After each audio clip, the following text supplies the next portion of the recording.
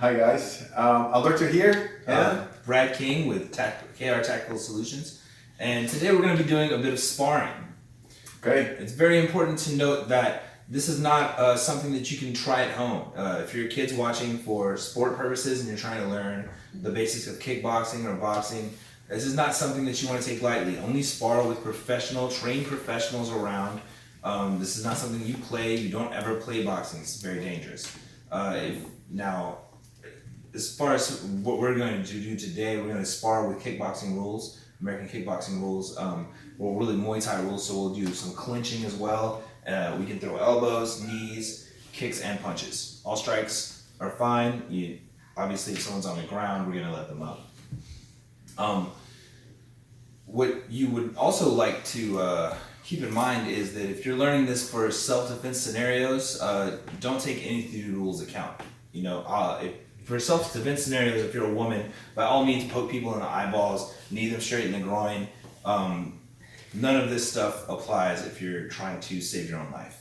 Yeah, because we're trying to save your life, so there's no rules. The guy or the person that is going to take you is going to do damage to you, besides not just take your car or your purse, but it can hurt you. So you're going to use whatever is in your means, including screaming, running, hitting on your parts, whatever you need to do to save your life. That's for self-defense. This is more like a sport, so that's that you decide. Right.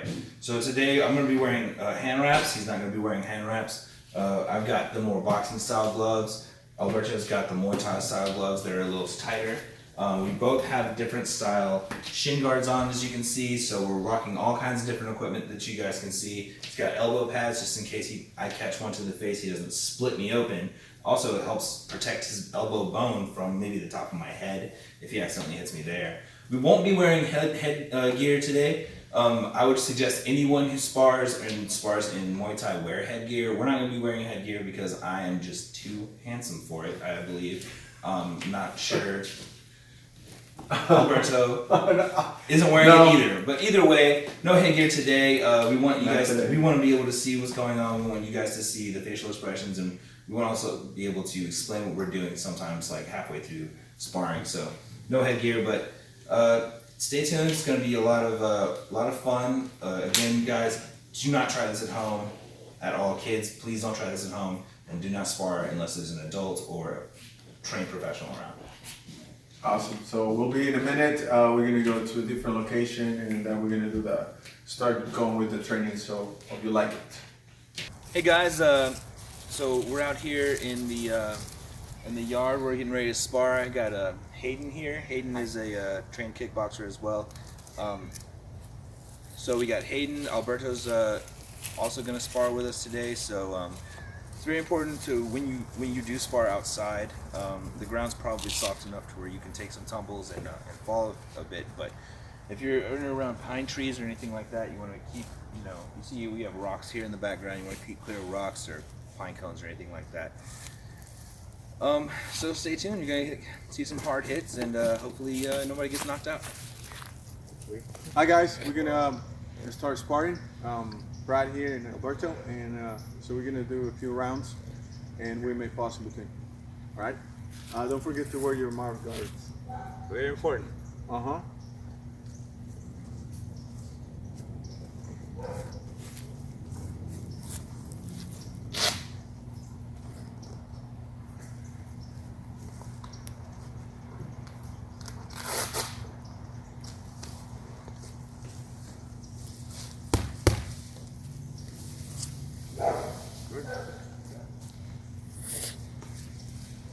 Try not to step outside the boundary.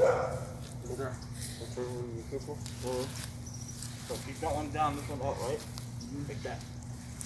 I know what. There you go.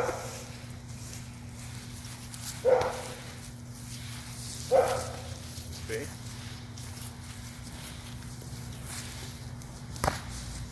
So block that like that. So if you try to walk with the forearm, you can get broke. First.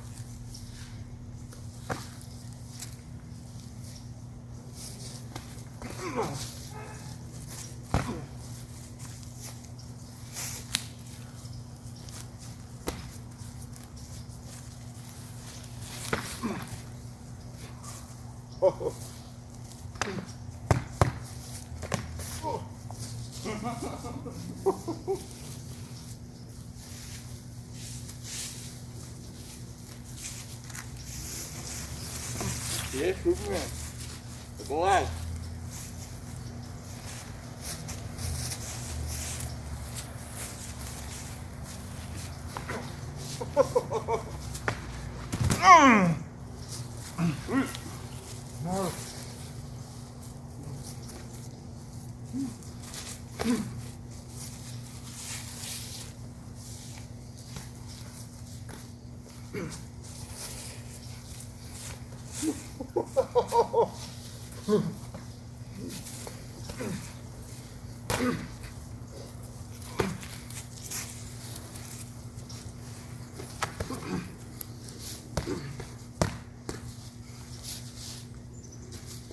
Oh!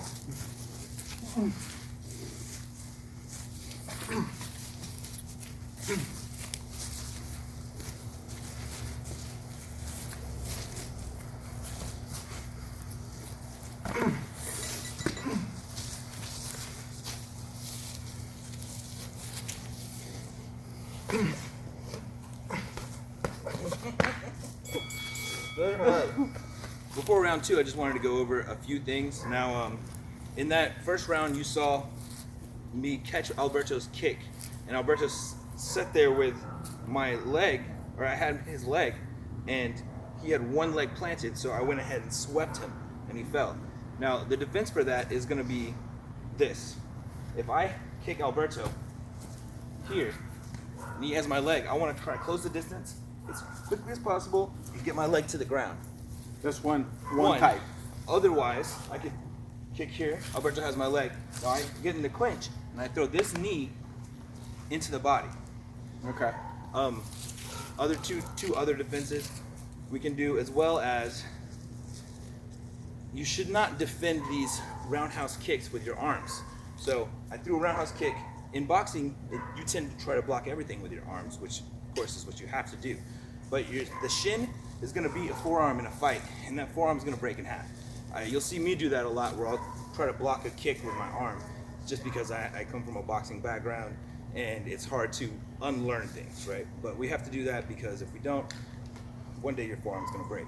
Then you're basically out for 2 to 3 years, I'm not sure. Yeah. Depending on how much money you got. So I did that on purpose. That way everybody sees that, you know, you might start live, maybe a little bit scared, and every time you do boxing and you do kickboxing, you have to change your train of thought. Don't keep, we do it by inertia, you know, or instinct, cover with a, because we think you're boxing, but you have to change your mentality.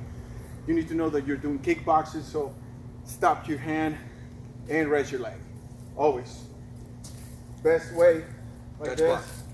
and you can catch the leg, toss it, or grab it, but always covered. There's different positions. One right here, you get rested, and then you come back, and that's when you cover yourself. Exactly. So you have to practice this a lot. You need to do it all day long, and tell your friends, hey, we kickboxing. So forget about boxing. When you're boxing, do not raise the legs, and you gotta use the arms, always. Cover. Exactly. So we did that on purpose. That way you get to see what happens when you don't think that you don't think well, and you just do boxing versus kickboxing. So it's totally different. Okay, guys, so it's gonna be round 2, and we'll see what we can show about this round, all right?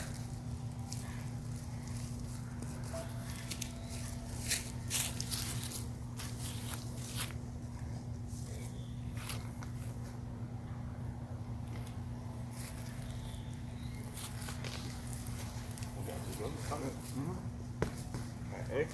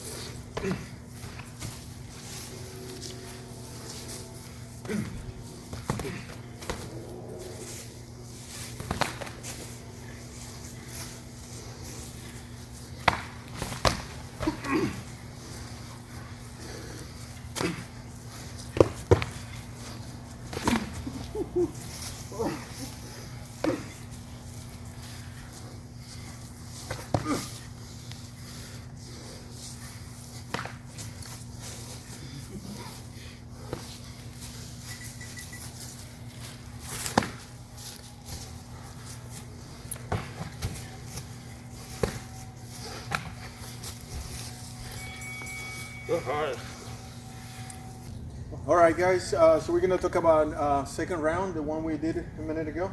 Yeah, we did a little bit lighter the second round. We were messing around, just kind of having fun that round. The third round's going to be a little bit more serious. Not serious, but we're going to go a little harder. We're not going to be playing around as much. Just kind of put on a show for you guys. So after that, then we're going to go into a little bit more judo, which is more throws, grabs, tosses, hip tosses, and whatnot. And hope you guys are entertained by that as well. Okay. There was something you were mentioning to me about this. Oh, the book, The Art of War. Book. The Art of War is very important for fighting. It teaches you a lot of the concepts that will really work in war and would really work in a war when you're just fighting you and someone else. Such as if you have a weak defense, make your opponent think you have a strong defense. That way they want to draw your attack rather than your defense. So there's a lot of different stuff. We'll have the link down at the bottom where you can go and read The Art of War for free. It's in public domain. It's a free book, so everybody enjoy and make sure you keep that. Philosophy is very important with fighting, so you got to break books before you break boards. Yeah, you can learn a lot of information, knowledge about the art of fight, and also there's things that you can do to you learn as you see our sparring, and then later on a fight, you start getting to learn your opponent. You get to see their weaknesses, their strengths, and then also we were talking about how you get them distracted, right? Remember with you want to tell them a little bit about it? Right. So you want to throw 100 fake punches for every one punch you throw. Bruce Lee famously said that. So every time I fake a jab, you're gonna try to block it here. Block it here, leaves me open for a cross. Mm-hmm. So you faking punches and making your opponent react is very important because that's called attack by drawing. You draw your opponent down here, boom. You draw your opponent to attacking you, you can counter punch him. It's a lot of different stuff. So you'll get into that, and we'll see that in round 3 as well. I'm sure you'll have a lot of different examples that we'll break down when we break down these fights later on.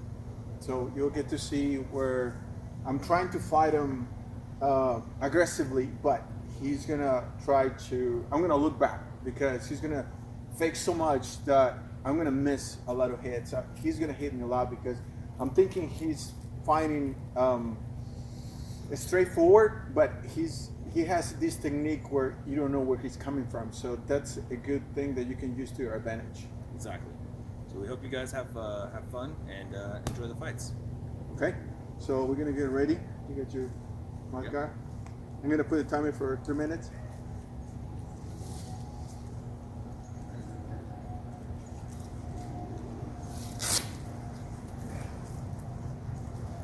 Ready? We count it down.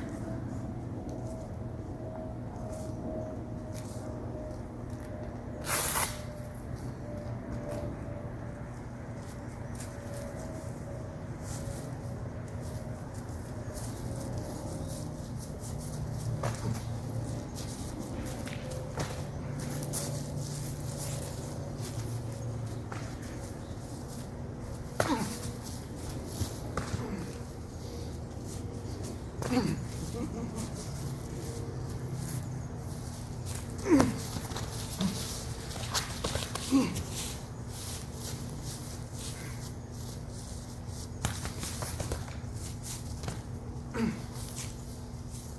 Good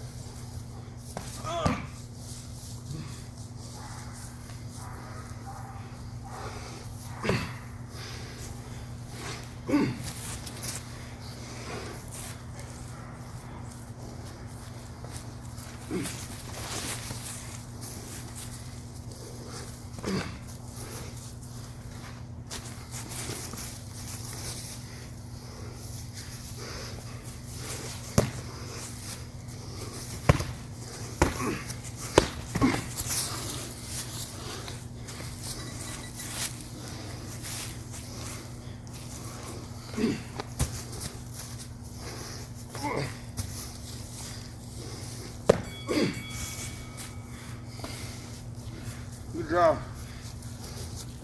Hey guys, just got done with round 3. So as you saw, very two different styles. Berto, obviously, very good at kicks. Has a karate background. He's kicking, spinning back kicks, flying roundhouse kicks. Very hard to defend against that kind of stuff. You gotta have the precise timing to move in perfectly as soon as they land and get inside before they can get set.